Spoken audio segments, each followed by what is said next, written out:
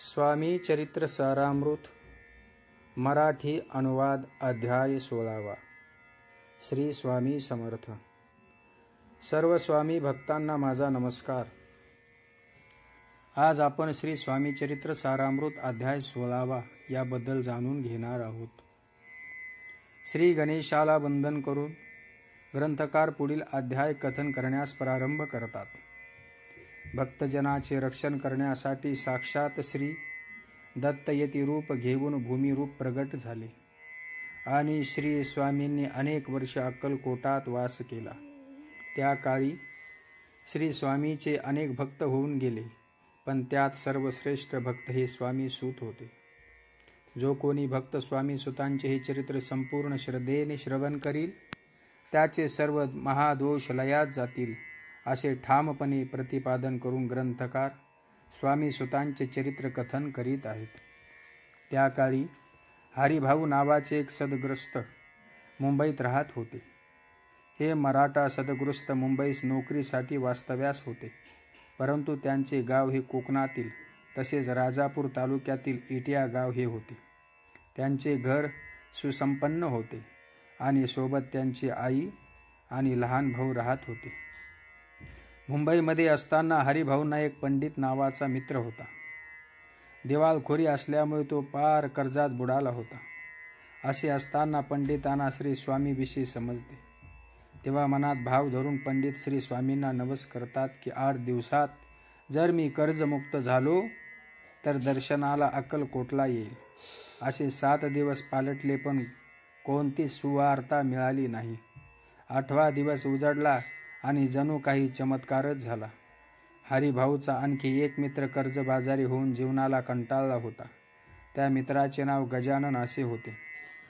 त्याने आपले सारे पैसे अप्पूच्या व्यापारातील शेअर्समध्ये गुंतवले होते. शेअर्स घसरल्याने गजाननला फार मोठे नुकसान झाले. तेव्हा हरिभाऊ आणि गजानन पंडिताची भेट घेतात व सारी हकीकत पंडिताला सांगतात. तेव्हा पंडित म्हणतात, मलाही फार कर्ज झाले आहे, त्यात काही शंका नाही, आणि जर जप्ती आली तर आपल्या इज्जतीचे धिंदवडे निघतील. पंडिताने एक युक्ती केली. त्या दोघांचे मालक आपण आहोत असे पिढीवर लिहून दिले. उभयतांनी ते मान्य केले आणि तेवढ्यात शेअर्सचे भाव वाढल्याची वार्ता त्या तिघांच्या कानी पडली आणि त्यांचे सर्व कर्ज फिटून ते श्रीमंत होतात. तेव्हा पंडित हरिभाऊंना आणि गजाननाला श्री स्वामींना केलेल्या नवसाची हकीकत सांगतात. श्री स्वामींच्या कृपेनेच आपण कर्जमुक्त झालोत आणि आता आपल्याला श्री स्वामींच्या दर्शनासाठी अक्कलकोटला जायचे आहे, असे हरिभाऊला आणि गजाननला सांगतात. आणि ते तिघेही श्री स्वामीच्या दर्शनाला अक्कलकोटला येतात. अक्कलकोटला आल्यावर तिघेही श्री स्वामींची भेट घेतात. श्री स्वामींचे दर्शन घेऊन ते भक्तिभावाने पूजन करतात. तेव्हा श्री स्वामी गजाननला शिव, पंडिताला राम आणि हरिभाऊस मारुती असे हाक मारून जवळ बोलावतात आणि त्या तिघांना मंत्र देऊन त्यांना पावन करतात, त्यांचे जीवन धन्य करतात. हरिभाऊला श्री स्वामींनी मंत्र दिला तो असा: गुरुर ब्रह्मा गुरुर विष्णू गुरुर देवो महेश्वरा गुरुर साक्षात परब्रह्म तस्मै श्री गुरुवे नमः. आणि त्याला परमानंद होतो. तसेच गजाननालाही श्री स्वामी मंत्र देतात तो असा: आकाशात पतितं तोयम यथा गच्छति सागरम सर्वदेव नमस्कारम केशवम प्रति गच्छति. आणि मंत्र ऐकून गजाननही आनंदी होतो आणि तसेच पंडितालाही जवळ बोलावून श्री स्वामी मंत्र देऊन पावन करतात. इद्देव शिवम इद्देव शिवम इद्देव शिवम इद्देव शिव. हरिभाऊ, पंडित आणि गजानन श्री स्वामीच्या दर्शनाला येतात. सोबत 300 रुपये दक्षिणा घेऊन येतात आणि याचे काय करावे म्हणून श्री स्वामीच विचारतात. तेव्हा श्री स्वामी त्या पैशांनी चांदीच्या पादुका बनवून आणण्याची आज्ञा करतात. यातूनच हरिभाऊंना श्री स्वामींचा ध्यास लागतो. हरिभाऊ वारंवार अक्कलकोटला येऊ लागतात. श्री स्वामी सेवेत त्यांना परमानंद प्राप्त होत असे. पुढे श्री स्वामी हरिभाऊंना आपला सूत मानू लागले. श्री स्वामींनी हरिभाऊंना आपला संसार आणि प्रपंच लुटवून घरावर तुळशीपत्र ठेवण्याची आज्ञा केली आणि भगवी वस्त्रे परिधान करण्यास सांगितले. हरिभाऊ तसे करतात आणि आपल्या पत्नीला पांढरी वस्त्रे देऊन तिचे सर्व अलंकार दान करतात. पुढे श्री स्वामी आज्ञेनेच मुंबईतल्या सागर किनारी म्हणजेच गिरगावात मठाची स्थापना करतात आणि स्वतःला मनोभावे श्री स्वामींच्या सेवेत रुजू करतात. अशा प्रकारे ग्रंथकारांनी स्वामी सुतांच्या चरित्राचे कथन करीत श्री स्वामी चरित्र सारामृताच्या 16व्या अध्यायाची समाप्ती केली आहे. श्री स्वामी समर्थ. जय जय स्वामी समर्थ. सोबतच आम्ही आपल्यासाठी स्वामी चरित्र सारामृत 16वा अध्याय ओवीबद्ध देत आहोत.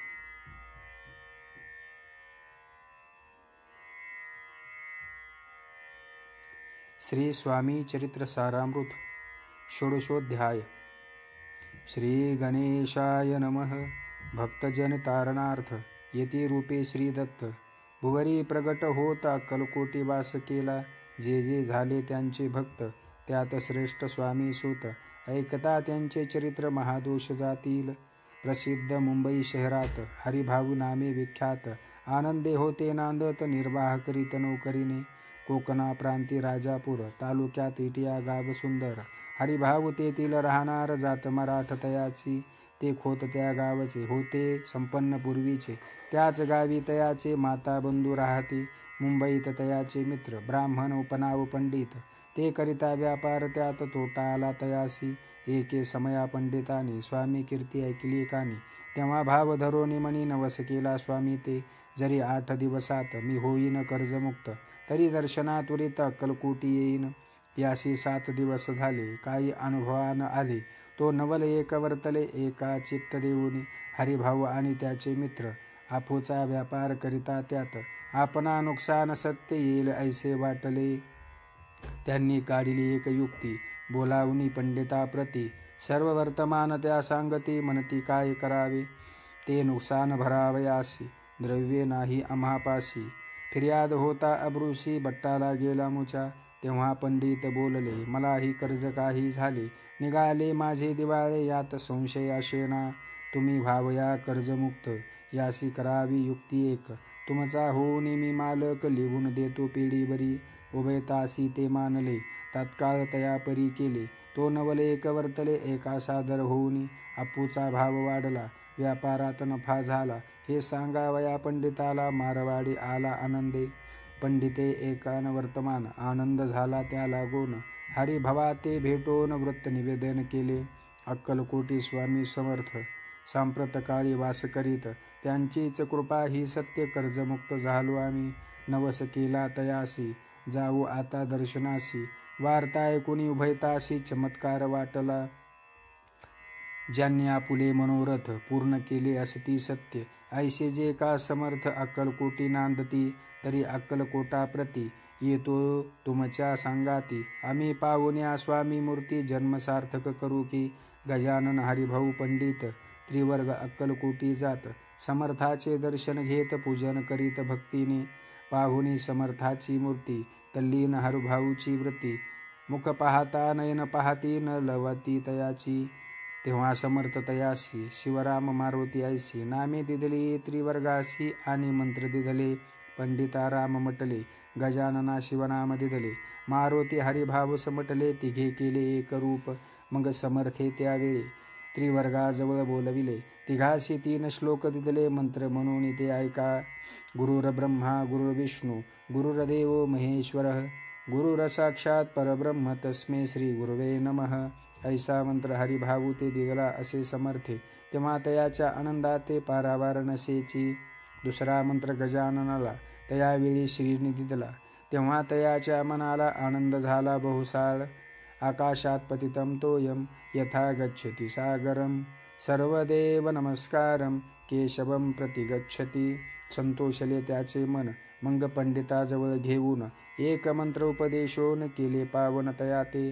इदमेव शिवम इदमेव शिवम इदमेव शिवम इदमेव शिवः.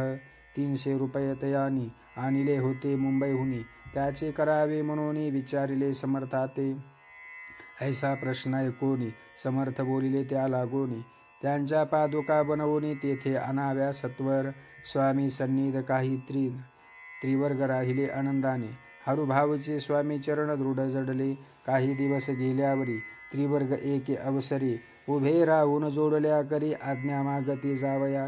आज्ञा मिळता तयासी आनंदे आले मुंबईसी, हरिभाऊच्या मानसी ध्यास लागला स्वामीचा. व्यवहारी व्यवस्थता नसेची चिंता, गोड न लागती संसार वार्ता. चेन नसे क्षणभरी असो पुढे त्रिवर्गानी, चांदीच्या पादुका करवूनी अपर्वया स्वामी चरणी आले अक्कलकोटा ते. भक्तजनाचा कैवारी पावून या डोळे भरी, माता ठेविला चरणावरी बहुतांतरी सुखावले. चांदूच्या पादुका आणल्या त्या श्रीचरणी अर्पण केल्या, समर्थे आदरे घेतल्या पायी घातल्या त्याच वेळी. त्या आत्मलिंग पादुका 14 दिवसपर्यंत देखा, पायी वागवी भक्त सखा दिदल्या नाही कोणा ते. हरिभाऊ एके दिनी समर्था सन्निध येऊनी, दर्शन घेऊन श्रीचरणी मस्तक त्यांनी ठेविले. तो समर्थ त्या प्रती घेऊन या मांडीवरती, वरदहस्त सत्वरगती मस्तकी त्यांच्या ठेविला. म्हणती तू माझा सूत झालासी आता निश्चित, परिधान करी भगवे वस्त्र संसार देई सांडोनी. मग छाटी कपनी झोळी समर्थे तयासी दिधली, ती घेऊन तयावेळी परिधान केली सत्वर. आत्मलिंग पादुका सत्वरी तेती हरुभाऊचे करी, म्हणते जाऊन सागर तिरी किल्ला बांधून राहावे. धरू नको आता लाज संसार माझा यशध्वज, नको करू अन्य काज जन भजना लावावे. जाऊनी आता सत्वर लुटवी आपुला संसार, लोभ मोह अनुमात्र चित्तित्वान धरावा. आज्ञा ऐकोनी आयसी आनंद झाला मानसी, सत्वर आले मुंबईशी साधू वेश घेऊनी. सद्गुरूने मस्तकी हस्त ठेविला झाले ज्ञानवंत, धन्य धन्य ते स्वामी सूत धन्य स्वामी दयाळ.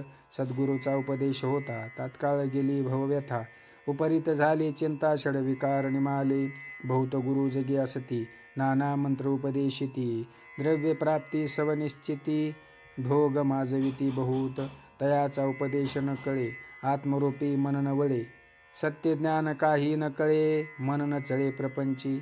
तयासी न म्हणावे गुरु ते केवळ पोट भरू, भवसागर पैल तिरू उतरले ते कैसे. तैसे नव्हेची समर्थ जे परमेश्वर साक्षात, मस्तकी ठेविता वरदहस्त दिव्य ज्ञान शिष्याते. असो हरिभाऊनी काय केले ब्राह्मणासी बोलविले, संकल्प करून ठेविले तुळशीपत्र घरावरी. हरिभाऊ घर लुटविता तारा नामे त्याची कांता, ती करी बहुता कांता घेत उर बुडवूनी. मने जोडोनी आकर लुटविता तुम्ही संसार, हा नव्हे बरवा विचार दुःख लागेल भोगावे. आजवर अब्रूने दिवस काढिले आपण, परी आता अवलक्षण आपणा काय आठवले. हसतील सकल जन धिक्कारतील पिशून, उपास पडला कोण खावया ते घालीन. अल्पवयी आपणासी बुद्धी सुचली की कैसी, त्यागोन या संसार सुखासी दुःख डोही का पडता. संसार सुख भोगेन पुढे येता वृद्धपण, मग करावे मोक्ष साधन सेवावे वन तपार्थ. आपल्या वडिलाची थोरवी मना माझी आणावी, त्यांची कीर्ती माळवावी उचित नसे आपणा. तुम्ही संसार सांडून जाऊनी बसाल जरी वनी, तरी मग सांगा कोणी मजलागी पोसावे. माझे करिता पाणी ग्रहण अग्नी ब्राह्मण साक्ष ठेवून, आपण वाहिले असे आन स्मरण करावे मानसे. तुम्ही म्हणाल मज सवे तूही घरदार सोडावे, मज समागमे फिरावे भिक्षा मागत घरोघरी. तरी संसार सुखासक्त मी असे जी सत्य सत्य, संसारी मन विरक्त माझे न होय कदाही. आता जरी आपण संसार टाकेला लुटून, हे केले महात्पुण्य ऐसे कोण म्हणेल. कुटुंबा उपवासी मारावे सर्वस्व धर्म करावे, त्यासी काय पुण्य कार्य म्हणावे. पाप उलटे होतसे विनविते जोडोनी कर, अद्यापि स्वस्थ करा अंतर.